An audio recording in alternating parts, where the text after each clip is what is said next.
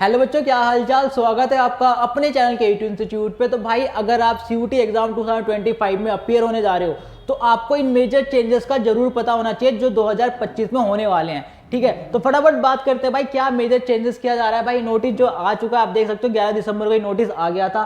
ठीक है, अब मेजर चेंजेस की बात करें, देखो सीयूटी का आपका यूजी और पीजी दोनों में चेंजेस किए गए हैं, बट हम बात करने वाले हैं क्या, यूजी का। ठीक है, तो अगर यूजी की बात करें सीयूटी यूजी 2025 की, तो आप यहाँ पे देख सकते हो पहला क्या आ रहा है, the exam is to be conducted one a year in a computer based test CBT mode. ठीक है, तो देखो पहले क्या होता है कि जो आपका एग्जाम कंडक्ट किया था 2024 में, वो आपका हाइब्रिड मोड में कंडक्ट किया गया था। यानी कि आपका जो था पहला उसमें आपका हाइब्रिड में यानी कि दो तरीके थे, एक तो पेन पेपर वाला जो आपका फिजिकल होता है और दूसरा सीबीटी वाला। कुछ पेपर्स में आपके एग्जाम हुए थे पेन और पेपर वाले और कुछ में एग्जाम हुए थे आपके सीबीटी मोड में। ठीक है, तो हाइब्रिड मोड में बेसिकली कंडक्ट किया गया था, बट इस बार जो एग्जाम कंडक्ट हो रहा है वो आपका क्या हो रहा है, प्रॉपरली सीबीटी मोड में कंडक्ट किया जा रहा है। ठीक है, देन उसके बाद अगर मैं बात करूं सेकंड पॉइंट की, the candidates will be allowed to appear up to maximum of 5 subject. भाई साहब देखो पहले क्या था कि अगर मैं बात करूं 2023 की, तो 2023 में आप 8 सब्जेक्ट चूज कर सकते थे मैक्सिमम, फिर 2024 में इन्होंने 6 सब्जेक्ट कर दिया,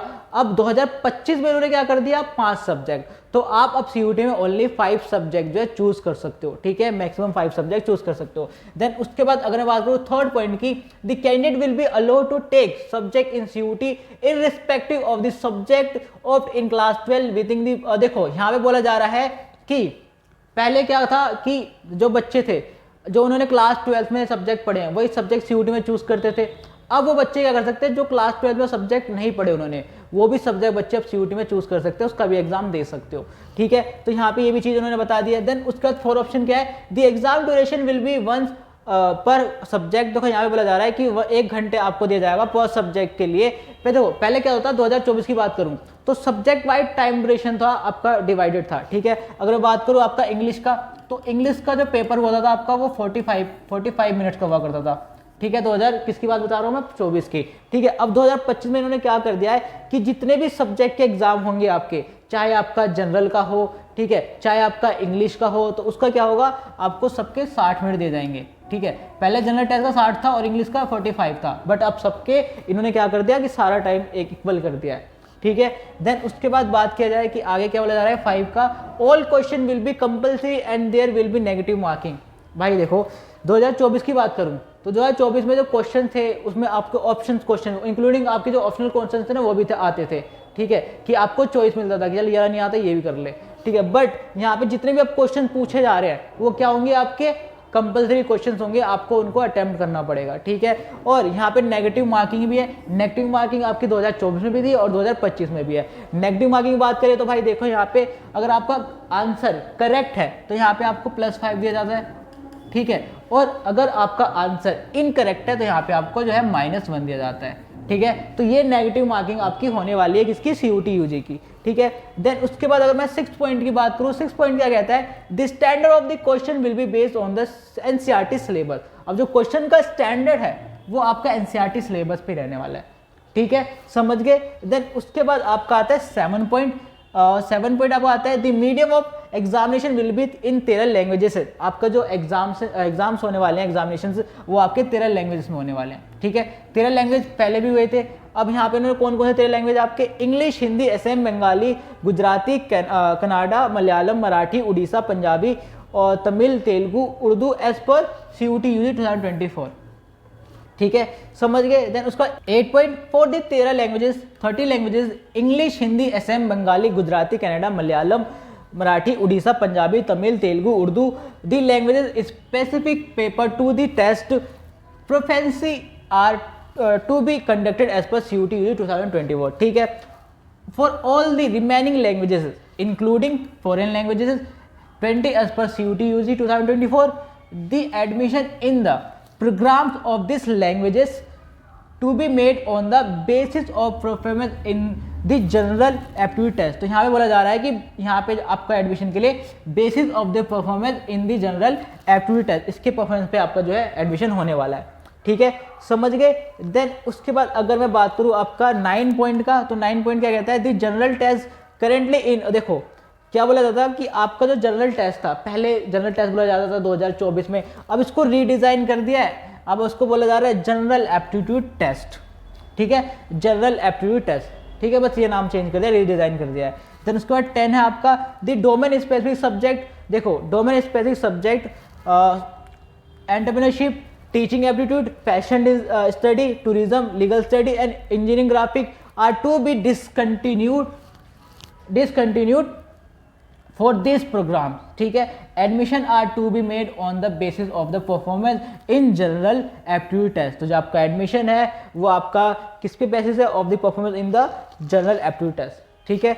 देन उसके बाद अगर मैं बात करूं आपका 11 का, तो 11 पॉइंट क्या कहता है, दी 23 सब्जेक्ट। अब जितने आपके 23 सब्जेक्ट हैं कौन कौन से यहाँ पे आपके डोमेन अकाउंटेंसी हो गया, book keeping, business study, agriculture, physics, chemistry, mathematic, applied mathematic, biological science, उसके बाद आपका बायोकेमिस्ट्री, बायोटेक्नोलॉजी, परफॉर्मिंग आर्ट्स, ठीक है। सारे सब्जेक्ट आपके यहाँ पे जो देख सकते हो, आप सब लिखे हुए हैं, ठीक है। सारे सब्जेक्ट यहाँ पे 23 आपका 23 कंप्यूटर साइंस इंफॉर्मेशन प्रैक्टिस, ठीक है, तो यहाँ पे दे रखा है। उसके बाद 12 point all admission will be made using CUET score and in compromise with the UGC guideline in this regard, ठीक है। तो ये चीज़ें यहाँ पे इन्होंने बोल दिया है, ये चेंजेस आपके 2024 CUET में होने जा रहे हैं, ठीक है। 2024 नहीं 2025 के CUET में होने जा रहे हैं, ओके। तो अभी भी कोई डाउट रह गया हो तो भाई प्लीज़ कमेंट बॉक्स में पूछ लेना, ठीक है, क्लियर कर दूंगा। उसके बाद एक और चीज़ यहाँ पे आप देख लो कि यहाँ पे क्या बोला जा रहा है कि अब इसको समझो पहले, ठीक है, आप शायद इसके बेटर समझ पाओ इस तरीके से।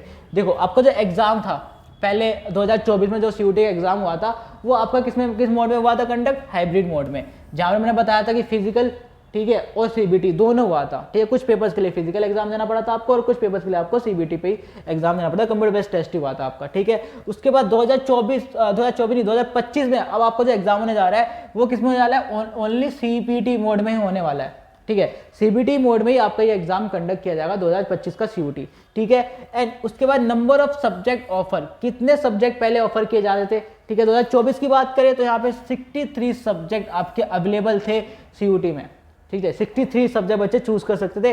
अब रिड्यूस टू 37 सब्जेक्ट जो है रिड्यूस कर दिया गया है। और यहाँ पे एक और चीज बोला गया है कि भाई admission for drop subject to rely on GT score, तो उन्हें रिलाई करना पड़ेगा ऑन GT स्कोर पे, GAT score, general aptitude test, ठीक है। देन उसके बाद सब्जेक्ट सिलेक्शन, पहले सब्जेक्ट सिलेक्शन क्या था कि कैंडिडेट कुड चूज, देखो पहले बच्चे जो 6 सब्जेक्ट चूज कर सकते थे, मैक्सिमम 6 सब्जेक्ट वो जो चूज कर सकते थे CUET में, अब इन्होंने क्या कर दिया कि भाई घटा ही कर दिया आपका कि अब जो है आप 5 सब्जेक्ट ही चूज कर सकते हो CUET में, ठीक है। ओनली 5 सब्जेक्ट ही चूज कर सकते हो। देन उसके बाद फ्लेक्सिबिलिटी इन सब्जेक्ट चॉइस, ठीक है।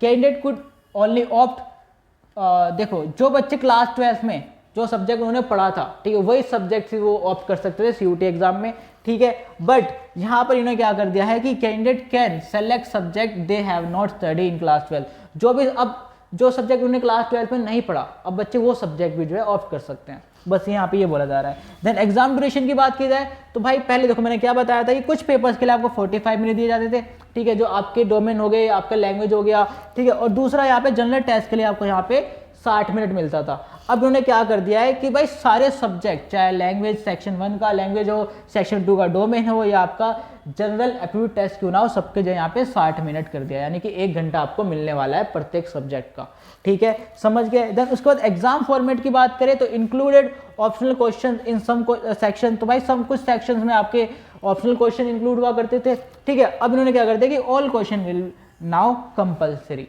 तो अब जितने भी क्वेश्चन है वो सारे कंपलसरी हो गए हैं, तो आपको बिल्कुल ध्यान से पढ़ाई करनी है, सारे क्वेश्चन ढंग से अटेम्प्ट करने हैं, ठीक है। मैंने मार्किंग स्कीम आपको बता दी है, ठीक है, कि अगर आप करेक्ट आपका आंसर होता है, ठीक है, तो वहाँ पे आपको जो है +5 मिलता है, ठीक है, और इनकरेक्ट होता है तो आपको यहाँ पे -1 मिलता है, ठीक है। ये आपकी जो है नेगेटिव मार्किंग होने वाली है, यहाँ पे मार्किंग स्कीम है ये, ठीक है, समझ गए। फिर भी कोई डाउट रह जाता है तो भाई प्लीज़ कमेंट बॉक्स में पूछ लेना, ठीक है, मैं क्लियर कर दूंगा। और एक चीज़ और कि आई होप आपको ये वीडियो अच्छी लगी हो, अगर वीडियो अच्छी लगी है तो वीडियो को लाइक करना, चैनल को सब्सक्राइब करना और दोस्तों के साथ भी शेयर करना।